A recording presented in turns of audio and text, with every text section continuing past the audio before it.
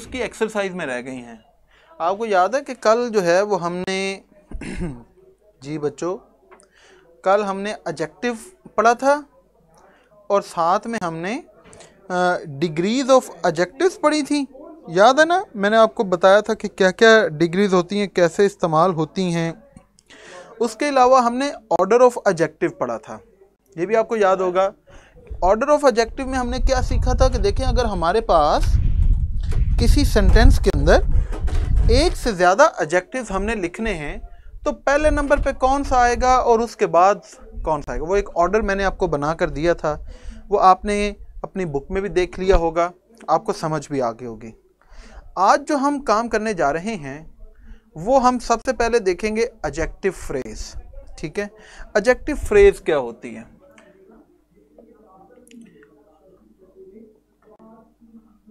इससे पहले हम नाउन फ्रेज के ऊपर भी काम कर चुके हैं बहुत दफ़ा, और मैं आपको हर दफ़ा ये बता चुका हूं कि फ्रेज क्या होती है।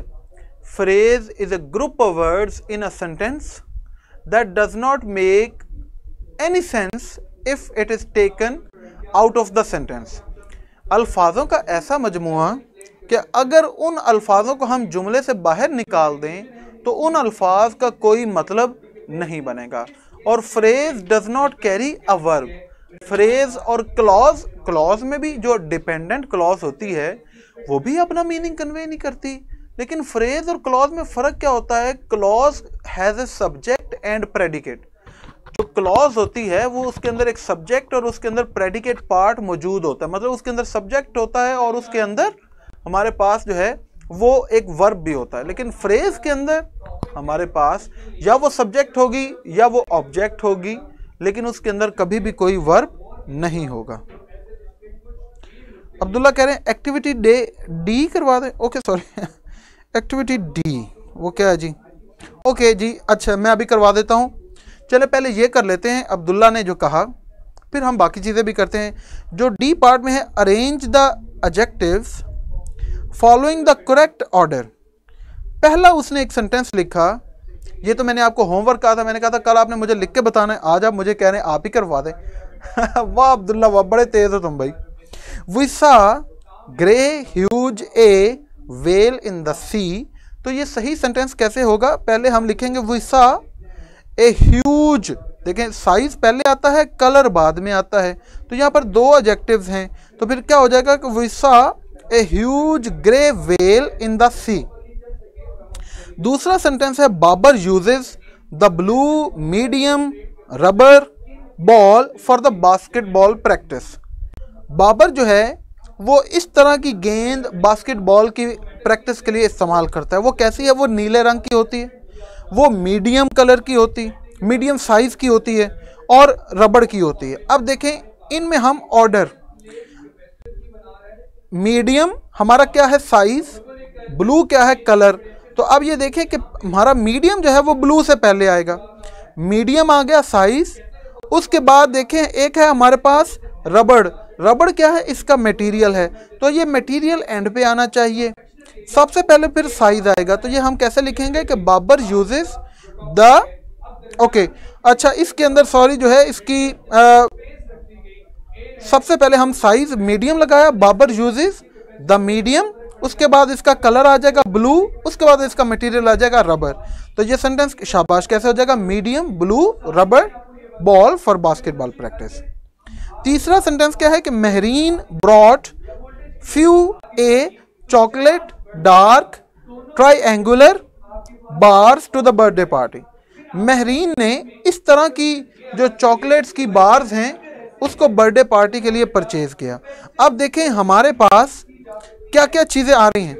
सबसे पहले जो है वो उसकी वैल्यू आ रही है। वैल्यू का मतलब क्या है कि ज़्यादा है कि कम है। तो यहाँ पर है फ्यू, उसकी वैल्यू है आ फ्यू, तो हम लिखेंगे कि मेहरीन ब्रॉट आ फ्यू। उसके बाद हम देखेंगे कि अच्छा साइज के हवाले से कोई बात की गई है, साइज इसका कैसा है? ट्राइएंगुलर है। तो हम क्या, या इसका शेप देखें, इसकी शेप कैसी है? ट्राइएंगुलर है। तो ये क्या हो जाएगा कि Mehreen brought a few triangular. अब उसके बाद हम देखेंगे शेप के बाद क्या आता है? कलर। तो कलर इसका कैसा है? डार्क। तो ये क्या हो जाएगा कि Mehreen brought a few triangular dark, आगे चॉकलेट आ जाएगा, bars to the birthday party. फिर आ जाता है the pyramids of Egypt are made out of rock enormous rectangular boulders. Pyramids जो हैं जो मिस्र के, वो इस तरह के जो बोल्डर्स हैं, जो इस तरह के स्टोन पत्थर वगैरह, उनसे ये बनी हैं। कैसे कैसे? इसमें हमारे पास देखें सबसे पहले क्या है, एक इनॉर्मस, उसका साइज आ गया, तो क्या हो जाएगा the pyramids of Egypt are made out of enormous, तो साइज के बाद उसकी शेप आ जाएगी रेक्टेंगुलर, और फिर आगे जो है वो हमारे पास हमारा जो नाउन है वो आ जाएगा the pyramids of Egypt are made out of enormous rectangular rock boulders.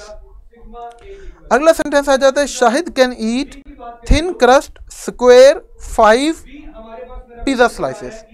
अब देखें इसके अंदर हम पहले देखेंगे कि हमारे पास क्या आना चाहिए।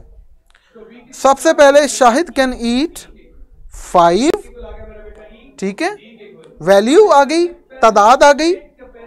उसके बाद हम देखेंगे कि इसकी शेप, उसकी एज, उसका साइज कैसा है।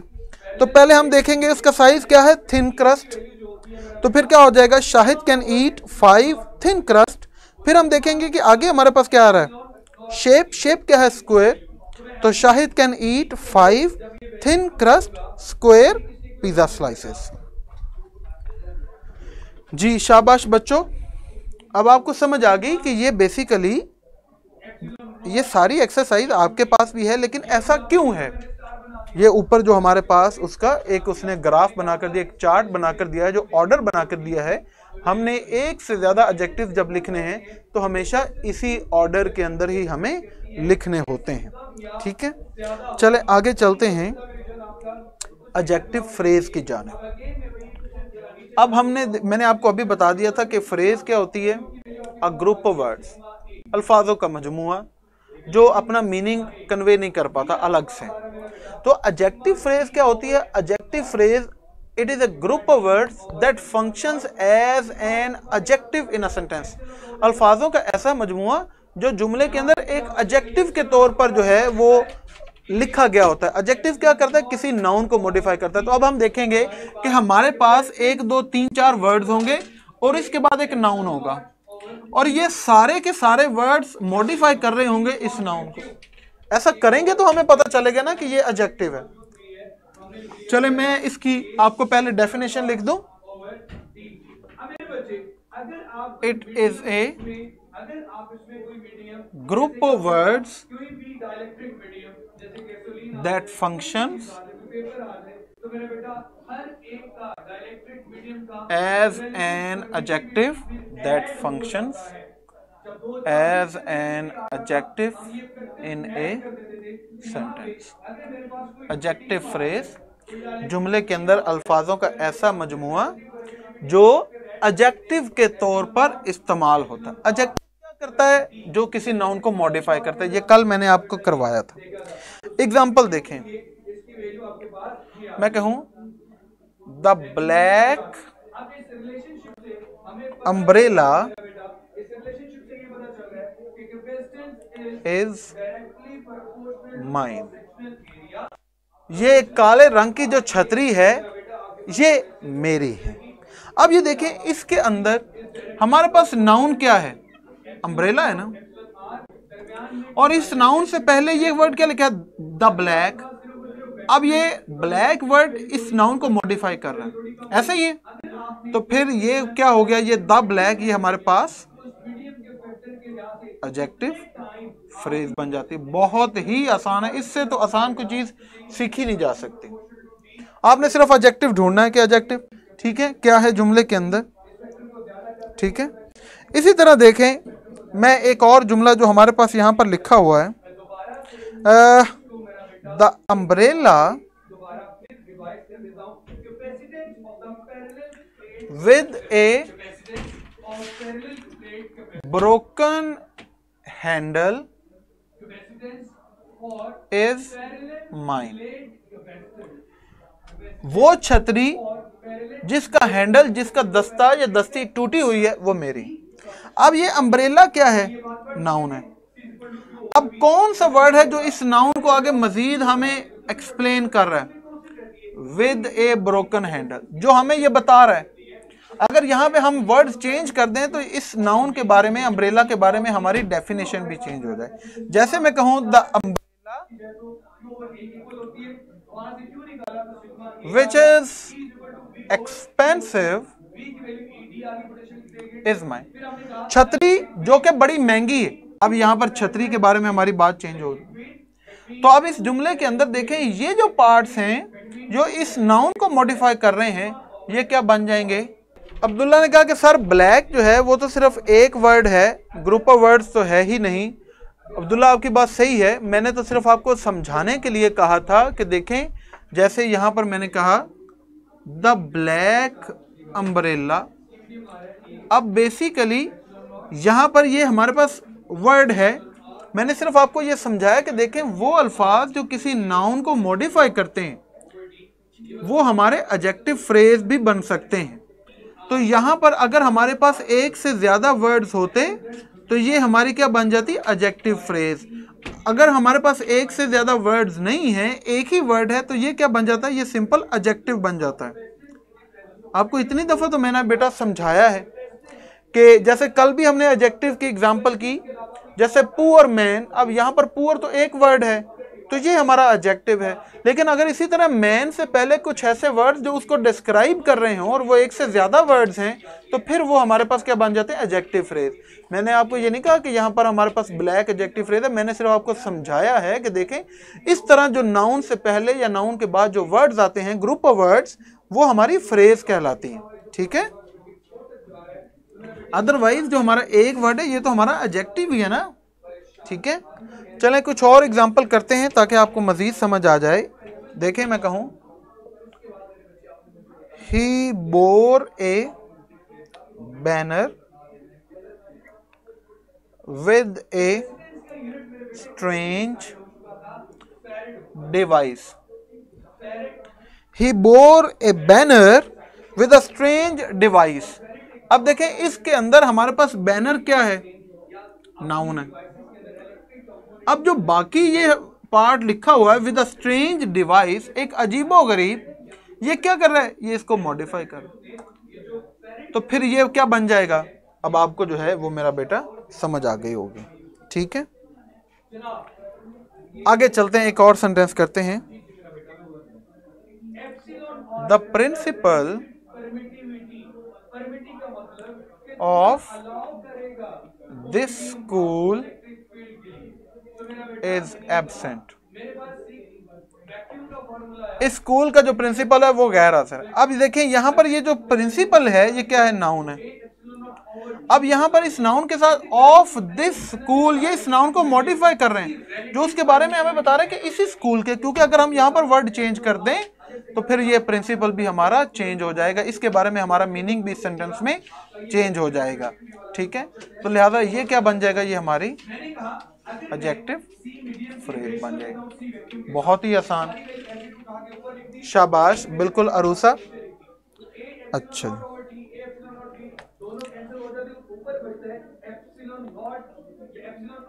द डिसीजन ऑफ द जजेस इज फाइनल। अब ये एक हमारे पास एक और स्टेटमेंट आ गई। अब इसके अंदर डिसीजन देखें, ये क्या है? फैसला, नाउन है।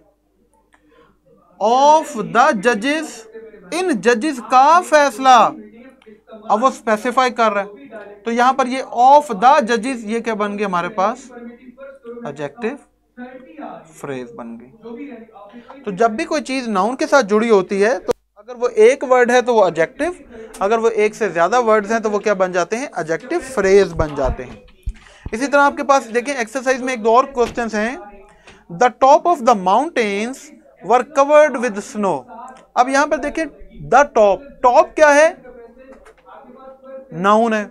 ऑफ द माउंटेन्स, अब ये चेंज कर रहा है ना उस टॉप के बारे में, मजीद हमें क्वालिफाई कर रहा है, हमें मॉडिफाई, हमें बता रहा है। तो ऑफ द माउंटेन्स जो है ये क्या बन जाएगा? ये हमारी एडजेक्टिव फ्रेज बन जाएगी।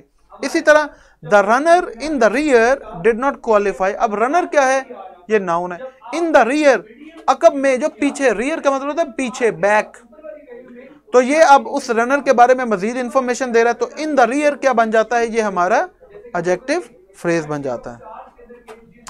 अब्दुल्ला ने कहा कि देखिए जी जजेस भी तो नाउन है, लेकिन बेटा यहां पर ये बिल्कुल सही आपकी बात, ये नाउन है, लेकिन ये नाउन एडजेक्टिव के तौर पर काम कर रहा है ना, क्योंकि ये अपने जुमले के अंदर जो लिखा गया नाउन है उसको मॉडिफाई कर रहा है, उसके बारे में हमें मजीद इंफॉर्मेशन दे रहा है।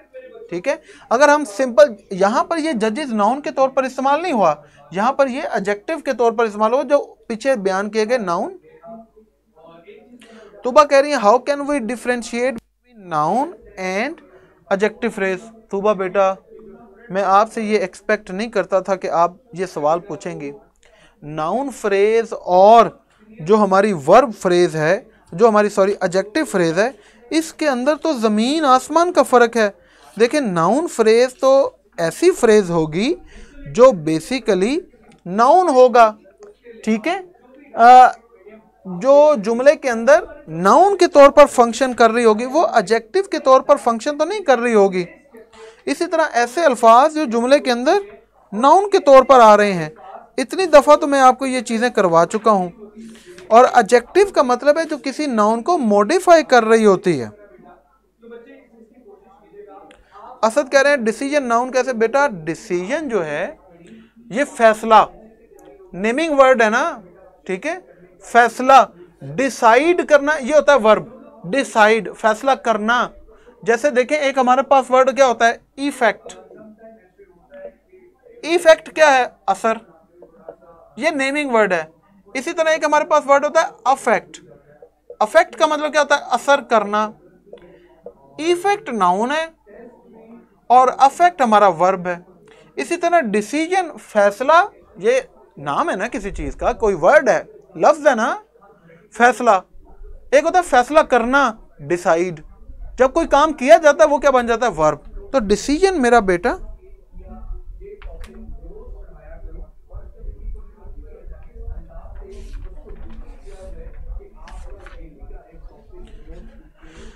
कशफ क्या कह रही है, सर जी 4 में तो कवर्ड विद स्नो मॉडिफाई कर रहा है माउंटेन्स के टॉप्स को। नहीं, आपको बेटा समझ नहीं आई। जो कवर्ड विद स्नो है वो बेसिकली आगे जो है वो हम देखेंगे कि फ्रेजेस के अंदर जो है ना वो कुछ जो है वो वर्बल फ्रेजेस भी होती हैं।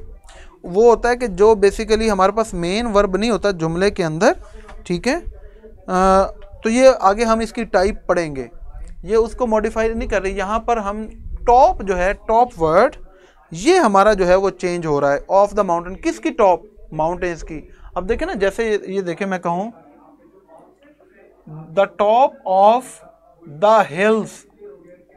अब यहाँ पर ये देखें टॉप चेंज हो गई है कि नहीं, यहाँ पर पहाड़ियों की टॉप। अब मैं कहूँ टॉप ऑफ माई हाउस, मेरे घर के जो टॉप, अब यहाँ पर टॉप का मीनिंग चेंज हो गया कि नहीं हो गया। तो ऐसे वर्ड जो किसी नाउन को चेंज कर दें वो एडजेक्टिव कहलाते हैं बेटा।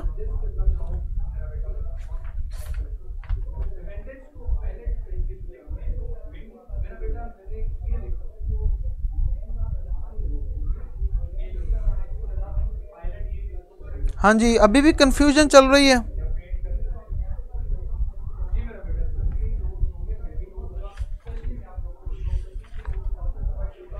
हाँ जी मेरा बेटा बताएं जी।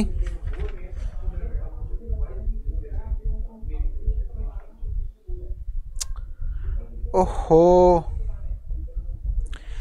Of this school what is adjective in this phrase. बेटा ये हमारी जो सारी फ्रेज ही एडजेक्टिव है, ऑफ दिस स्कूल, क्योंकि ये इससे पहले जो है जो हमारा नाउन है उसको मॉडिफाई कर रही है। एडजेक्टिव फ्रेज और एडजेक्टिव के अंदर फर्क है बेटा, एडजेक्टिव और एडजेक्टिव फ्रेज के अंदर फर्क है। एडजेक्टिव जो है वो बेसिकली एक वर्ड होता है जो क्वालिफाई करता है, मॉडिफाई करता है नाउन को।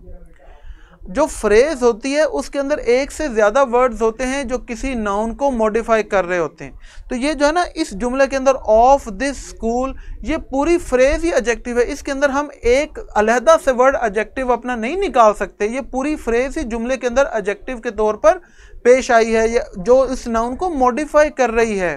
जैसे the principle of this school. अब यहां पर प्रिंसिपल ऑफ दिस स्कूल आप देखें ना, जैसे मैं कहूं the principle of my school, मेरे स्कूल का प्रिंसिपल। अब ये प्रिंसिपल, अब मैं कहूं the principle of your school, तुम्हारे स्कूल का प्रिंसिपल। अब यहां पर प्रिंसिपल क्या है? नेमिंग वर्ड है, नाउन है। तो अब इन दोनों जुमले में देखो नाउन चेंज हो रहा है कि नहीं हो रहा? जी बिल्कुल आ सकती हैं बुशरा, एक से ज्यादा भी आ सकती है। मैं अभी आपको इसकी एग्जांपल करवाता हूं। लेकिन वो होता है कि ना, एक सेंटेंस ऐसा सेंटेंस होगा जिसके अंदर एक से ज्यादा एक्शन हो रहे हैं, ठीक है। लेकिन चले मैं आपको अभी इसकी एग्जांपल करवाता हूं। अब मेरा बेटा ये तूबा, आई थिंक ये तूबा ने क्वेश्चन किया था, मैं आपको अगेन समझा देता हूं, एक मिनट है। ये क्वेश्चन अभी किसने किया था प्रिंसिपल वाला? अब मेरा ख्याल है उसको समझ आ गई होगी।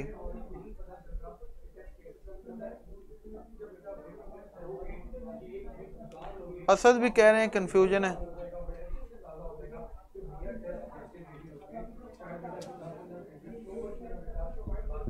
अब्दुल्ला कह रहे हैं कि can we say that adjective phrase is made up of adjective and adverb.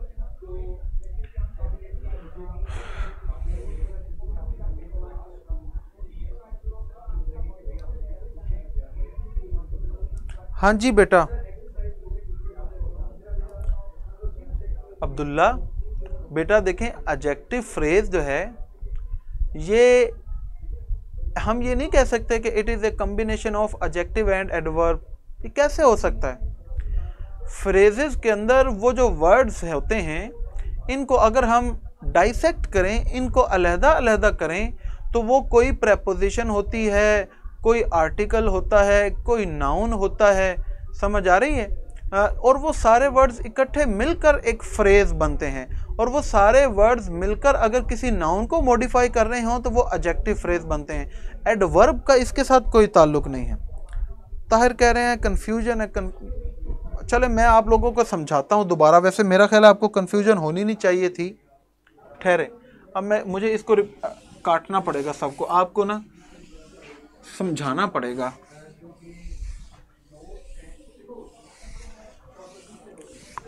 देखो बेटा, अब आप काइंडली सारे बच्चे जो भी कह रहे हैं कि कंफ्यूजन है, हमें समझ नहीं आ रही, अब आप गौर से फोकस करें। हमारे पास दो चीजें होती हैं, एक होता है एडजेक्टिव और एक होता है एडजेक्टिव फ्रेज। एडजेक्टिव क्या होता है? That modifies a noun. अब एडजेक्टिव बेसिकली होता क्या है? कोई क्वालिटी है, कोई स्टेट ऑफ एक्शन है, एटसेट्रा। ऐसा लफ्ज जो किसी क्वालिटी, किसी स्टेट ऑफ एक्शन को शो करे, उसे हम क्या कहते हैं कि ये हमारा एडजेक्टिव है। फॉर एग्जाम्पल, जैसे कल भी मैंने आपको करवाया कि आई मेट ए मैन, मेरी मुलाकात एक आदमी से हुई। या देखिए, चले मैं यहाँ पे कहता हूँ आई मेट ए बॉय, मेरी मुलाकात एक लड़के से हुई। अब मैं कहूँ I met a fat boy. अब यहाँ पर देखें, ये फैट एक वर्ड है और बॉय क्या है? ये बेसिकली नाउन है ना, और फैट इस नाउन को चेंज कर रहा है, इसको क्वालिफाई कर रहा है, इसको मॉडिफाई कर रहा है। अब हमारी बॉय के बारे में जो, अब समझें कि देखें एडजेक्टिव बेसिकली क्या करता है? किसी खूबी को, किसी स्टेट ऑफ एक्शन को शो करता है जो उस नाउन के बारे में हमें मजीद कोई इंफॉर्मेशन देती है। ये होता है एडजेक्टिव। अब आ जाते हैं एडजेक्टिव फ्रेज की तरफ। एडजेक्टिव फ्रेज क्या होती है?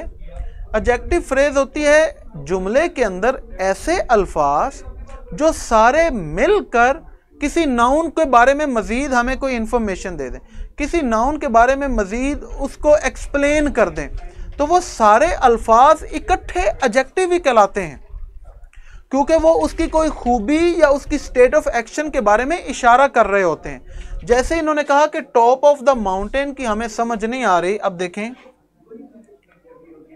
मैंने कहा द टॉप। अब ये जो द टॉप है, ये वर्ड क्या है? चोटी। ये नाम है ना, एक वर्ड है ना चोटी। तो नेमिंग वर्ड को हम क्या कहते हैं? नाउन। अब जब भी मैं इस नाउन से रिलेटेड कोई और बात लिखूंगा जो फर्दर इसको एक्सप्लेन करेगी, वो एडजेक्टिव फ्रेज होगी। लेकिन ये जरूरी नहीं कि हर जुमले के अंदर एडजेक्टिव फ्रेज हो। फॉर एग्जाम्पल देखें, जैसे मैं कहूं the top was covered with snow.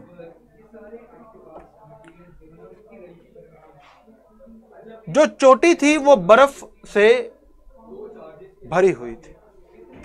अब यहां पे देखें, ये जो चोटी है, इसके बारे में मजीद ऐसे कोई अल्फाज नहीं हैं जो इस चोटी को एक्सप्लेन कर रहे हो, जो इसको मॉडिफाई कर रहे हैं। हाँ, अगर इसको कोई वर्ड चेंज कर रहा है तो वो क्या है? Was covered with snow. अब ये क्या है? ये आने वाले लेक्चर्स के अंदर अभी हम पढ़ेंगे कि वर्बल फ्रेज जो है वो कैसे बनती है। अब देखें, अब मैं कहता हूं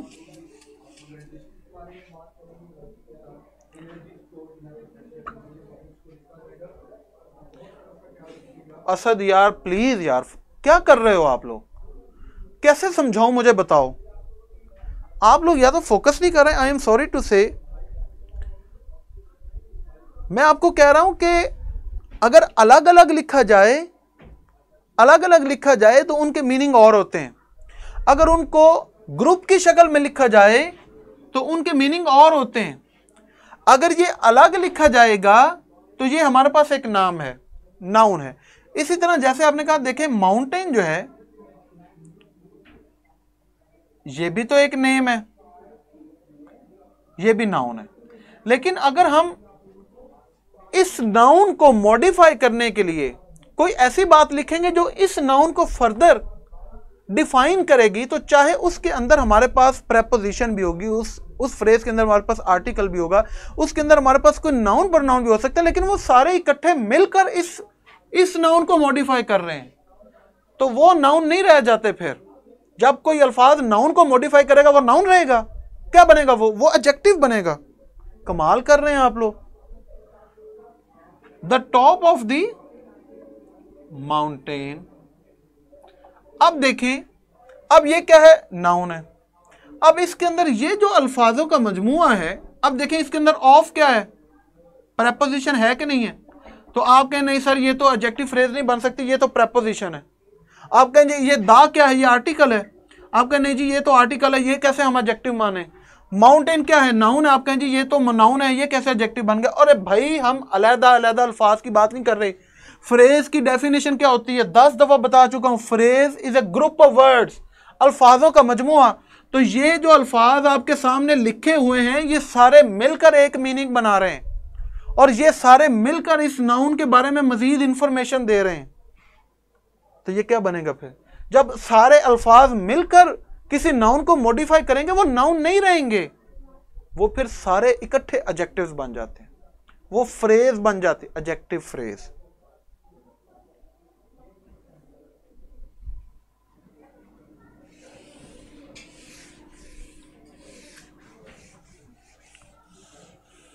ओके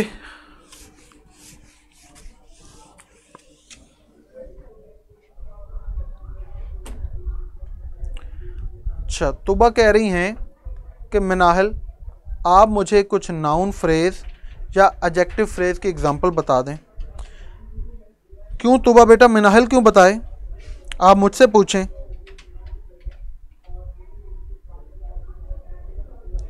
पहले तो मुझे बताएं ना बेटा। तुबा, मैं आपसे पूछ रहा हूं, नाउन क्या होता है और फ्रेज क्या होती है? जल्दी से बताएं मुझे, ताकि मैं आपके ये कॉन्सेप्ट क्लियर करूं बेटा।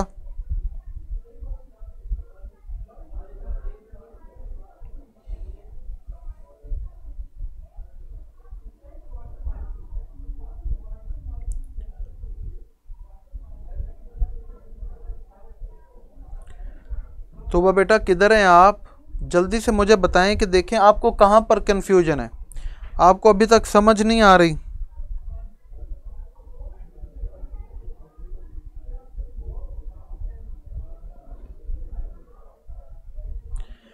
चले मैं समझाता हूं फिर। तूबा बेटा ये सिर्फ आपके लिए है।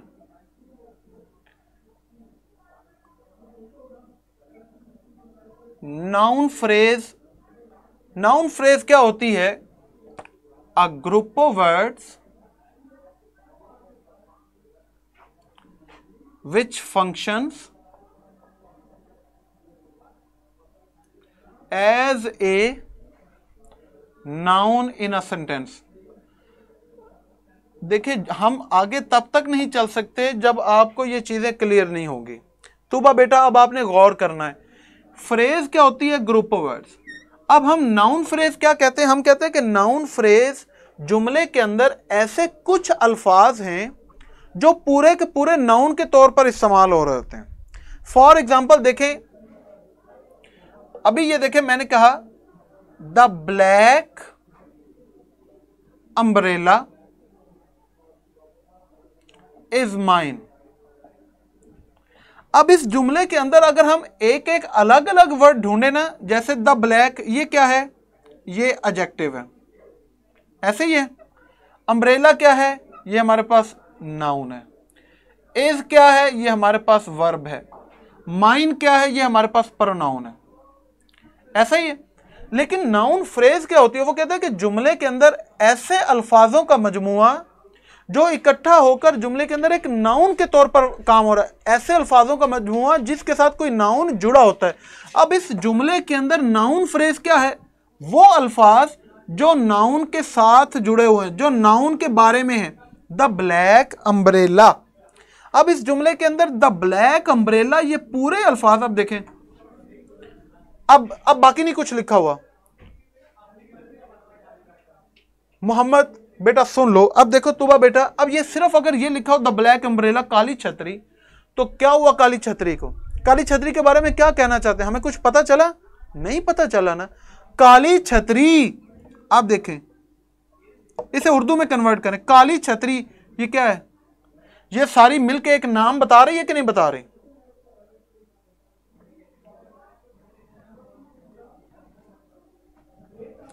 हाँ जी तूबा, चले मैं अब आपको एक और एग्जांपल करवाता हूं। एक और एग्जांपल सुने, जैसे देखें मैं कहूं the yellow house is for sale. अब ये देखें, हाउस क्या है? नाउन है। The yellow house,